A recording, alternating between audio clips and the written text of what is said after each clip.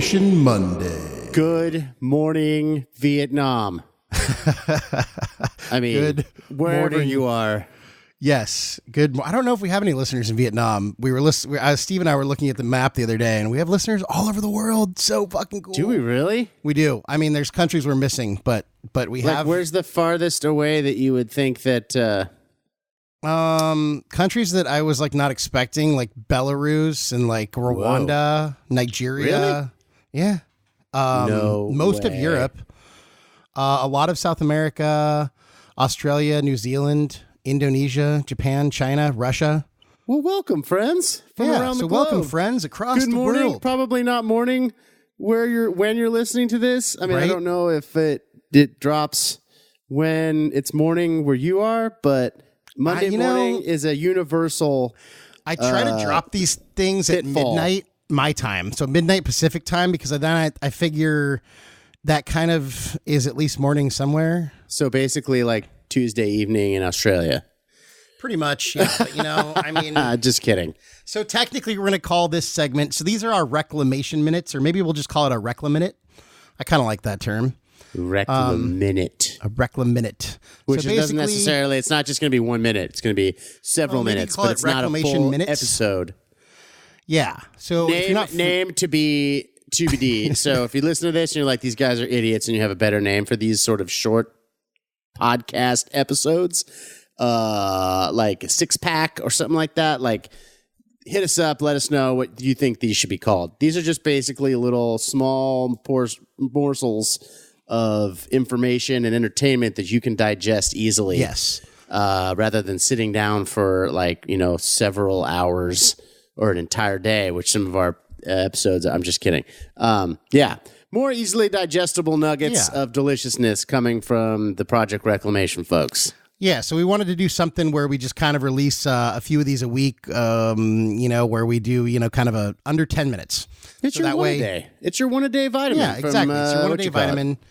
And then we will still be giving you content once a week at, around the 1 hour mark-ish. depending Regularly on- scheduled times. Yes, your regularly scheduled programming will not be changed. No. So what do we have today? Today is Monday, Motivation Monday. So Dun, we wanted dun. we wanted to theme every day. So we thought we'd start off with Motivation Monday because everyone loves alliteration. What I wanted to do is kind of just throw in our kind of we've toyed around with like kind of the good news segment. So I want to start off with kind of a good news story and just kind of something that's a little bit motivating to us. Start your week off with a positive bang. Exactly. Take that however you want to. And take that, negative media jerks. All right, so quick Rachel story I found Maddow. out. So recently, and this is, let me cite my sources. This is from Good News Network. So a little story I found. If you guys like Good News Network is pretty awesome. There's always cool stuff there. So after suffering a massive stroke earlier this month, 65-year-old Dan McGinnis is alive and well today. And it's all thanks to a cable company employee who followed her instincts.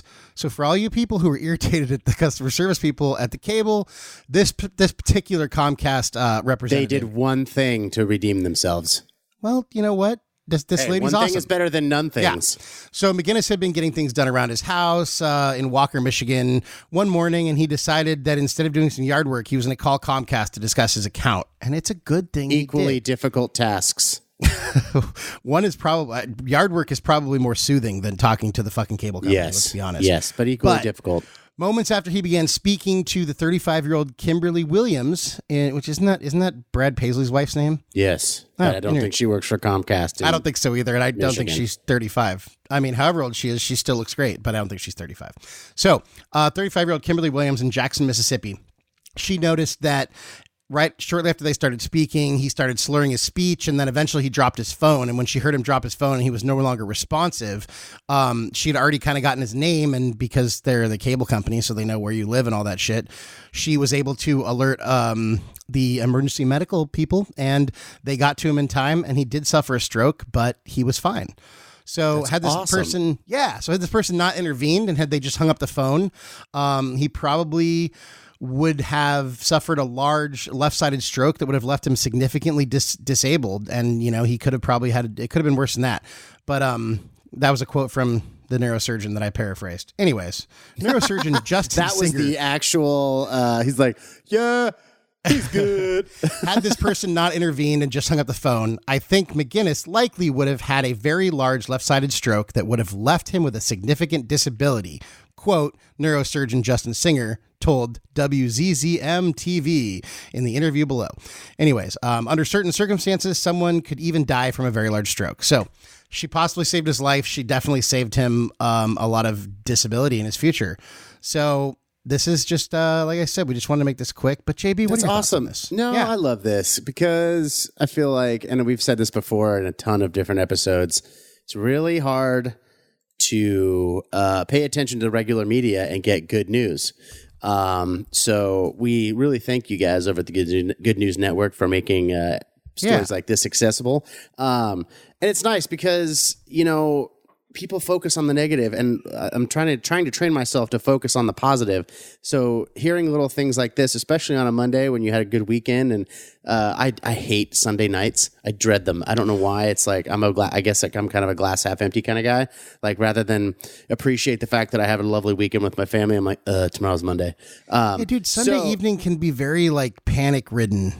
It's panic ridden. It's like anxiety ridden. It's like the day before school every day, every Sunday. You know, which it technically is.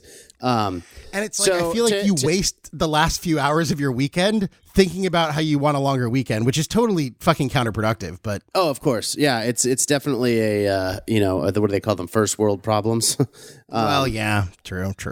But to hear something like this, where and I feel like everybody being put in Kimberly Williams' situation would have done the same thing, and I like bringing those points to fact and making people feel like they would have done the same thing, because that gives you a little confidence boost. You hear somebody like, and maybe if you wouldn't do it, if you're putting in a similar position, you would. You know, it's like a skill set. It's like an arrow in your quiver of things that you would do now. You know, because like I've driven by people that maybe had their blinkers on or their hazards on, and I didn't stop, and I feel bad, and I think we all kind of do that. We all kind of put blinders up. That situation, though, you might have just not wanted to get killed. Well, that too, but at the same time, that could be old Kimberly Williams could have done the same thing in this situation where she's like,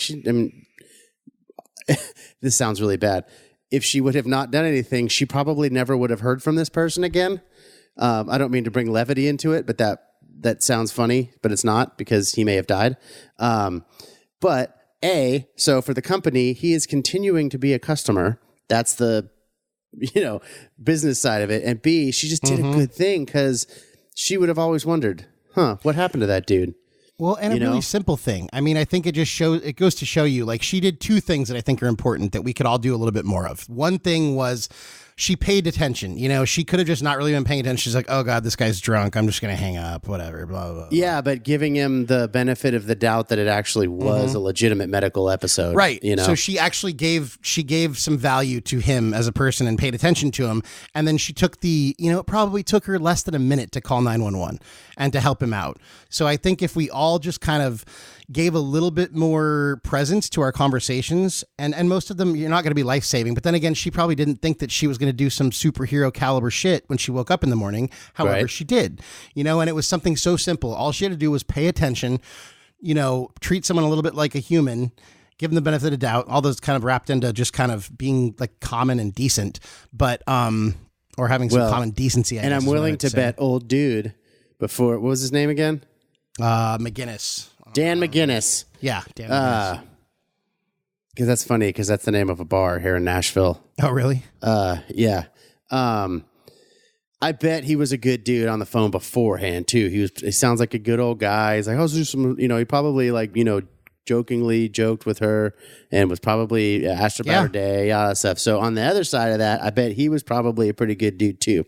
So that also teaches us a lesson. Yeah. So don't be a jerk on the Comcast to the Comcast person, because they may not call an ambulance for you when you have a stroke on the other side of the line. This is true. Besides the cheesy old saying, you catch more flies with honey than vinegar, is very true. So that, and then if you have the opportunity and it doesn't put your life in danger, take the extra minute to do something if someone might need some help, because it just takes a minute, and she saved the dude's life pretty much. So yeah, that's my take on it. Well, thank you guys. All right, you Reclamators, whatever we call you guys, the Reclamation Nation, or the Reclamation. Reclamation, that's right. Yeah, the Reclamation. Go do something good, or recognize the good, or just smile. Do something that's not negative. Yeah, go be good to people. Even if it's still Monday, even if it's not Monday, whatever day it is, go make it a good day for you and the people around you. Make every day Monday, and make that a good thing. Thank God it's Monday. All right, y'all. Be Bye good for now. So what I believe you were trying to say is thank you.